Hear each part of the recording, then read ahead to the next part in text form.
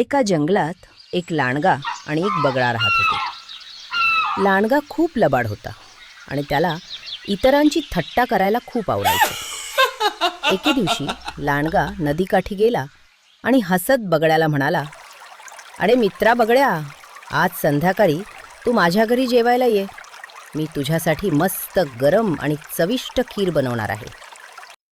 बगळ्याला खूप आनंद झाला. "खरंच, मी नक्की येईन." संध्याकाळी बगळा लांडग्याच्या घरी पोहोचला. खीरचा खूप छान सुवास येत होता आणि त्याला खूप भूक लागली होती.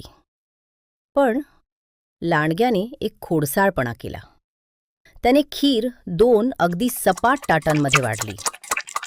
लांडगा आपली जीभ बाहेर काढून चप चप चप पटकन खीर खाऊन मोकळा झाला. पण बिचाऱ्या बगळ्याची चोच खूप लांब होती. ताट सपाट असल्यामुळे त्याला त्यातील खीर खाताच आली नाही.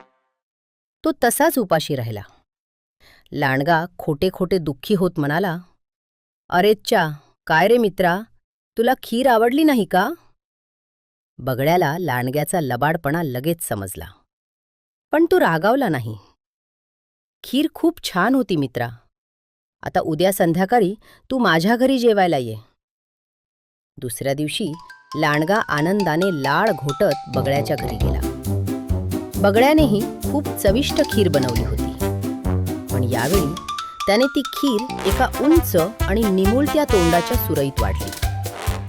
बगळ्याने आपली लांब चोच त्या सुरईत सहज घातली आणि घुटघुट मजेत खीर खाऊ लागला.